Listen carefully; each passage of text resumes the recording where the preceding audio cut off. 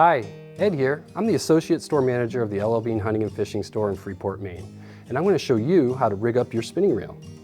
First step is to make sure the line matches the size of the reel. You can find that information on the reel spool.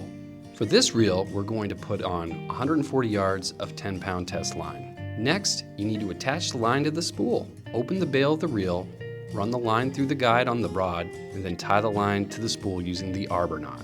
The arbor knot is tied like this. Loop the end of the line around the spool 2 times and tie a simple overhand knot near the end.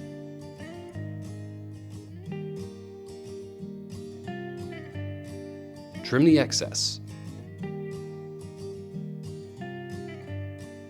Loop this end around the main line and tie another overhand knot and tighten. Now pull on the main line and cinch it down so the 2 overhand knots are together. This is the critical step. You need to make sure the line is coming off the spool of monofilament correctly. If it's not, then you'll have all kinds of trouble with twisting and tangling when you go fishing. Place the spool on the table so the line comes off in a counterclockwise direction. This ensures the line goes on your reel spool the same way it comes off the bulk spool, preventing tangle-causing twist.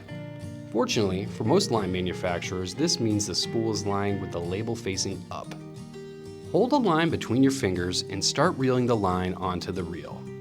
Don't reel too fast or you might burn your fingers. Apply tension, but you don't need to hold it too tight. Fill the spool within 1/8 inch of the top of the spool. If you overfill, the line could spill off the spool uncontrollably. And now you're ready to go fishing. Tell us what kind of fish you like to go after in the comments below. Also, let us know what kind of videos you'd like to see more of. And don't forget to like and subscribe so you don't miss our next video.